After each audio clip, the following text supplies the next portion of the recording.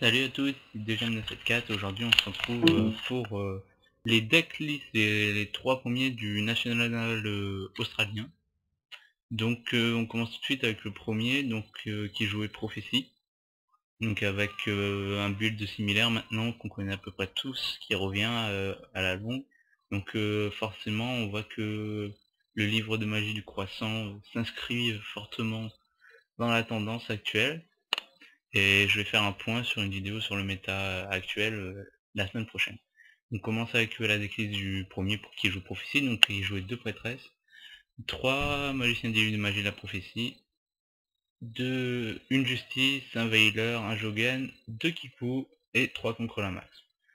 Pour les livres de magie, on a 2 maîtres, 3 jugements, 3 secrets, un seul puissance, un éternité, 2 sagesse, 2 destin, 2 tours, un vie, un couloir des étoiles, les 3 librairies, violent orage, livre de la lune, enfin 2 bottoms et la brigade des soleils. Pour l'extra deck, donc il a un petit peu modifié surtout au niveau des exis. Donc on a un big eye, 2 gachi gachi, un perle pour passer au-dessus d'Ophion, un elfe étincelant, Librarian, épée cramoisie, Calidor, griffe d'arsenal, magicien des arcanes, Arc-démon du monde mental, magicien, sorcière de la calamité, dragon rose noir, ancienne vouivre sacrée et dragon de ferraille. Donc pour le side, on a une Lily pour Evil Swarm, un seul Droll and Lock, 3 typhons, 3 plantes fantoches, 3 rivalités des seigneurs de guerre, 2 sauts de maudit de la magie interdite. Donc c'est très utile vu qu'avec Spellbook on a toujours une magie en main donc, et que ça nique complètement en match miroir. Je trouve que c'est un excellent side. Et 2 Soul Drain. Ensuite les suivants, donc on a 2 Elemental Dragons avec des builds très différents. Donc le premier il joue classique, donc 3 de chaque gros, 2 de chaque petit, Veiler contre la max, mais comme synthétiseur il utilise un Griffon Delta, donc vous allez voir que dans l'extra ça donne accès à certains synchros intéressants.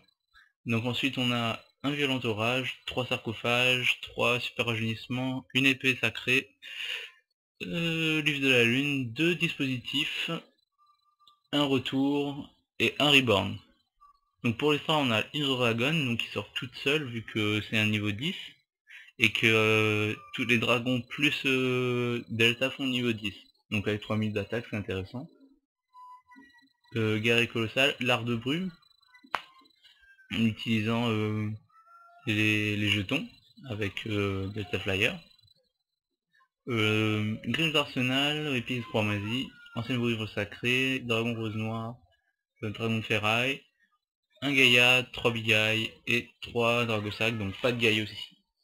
Pour le side, on a 3 typhons, un trou noir, un contrôle, 3 virus épidémiques d'éradication, 2 obélisques, 2 dragons détonnants et 3 uluberliers oiseaux de verrouillage. Et enfin on passe à la technique du dernier, enfin du troisième qui jouait Elemental Dragon, donc un peu spécial avec des tech cards très intéressants. Donc évidemment classique, les 4 gros, les petits. Ensuite on a 3 Veilers, 3 contre la max, 2 Uluberlus de main deck, un inhibiteur psy, donc qui empêche de jouer au fion, par exemple, un Corseska pour faire le synthoniseur, violent, 2 sarcophages dorés uniquement, 3 super rajeunissements, livre de la lune, destruction de cartes, et 2 calices, vu que ça permet de contrer au fion, et que c'est très utile quand on n'a pas de compétences de percée, et surtout ça se chaîne en main si c'est notre tour.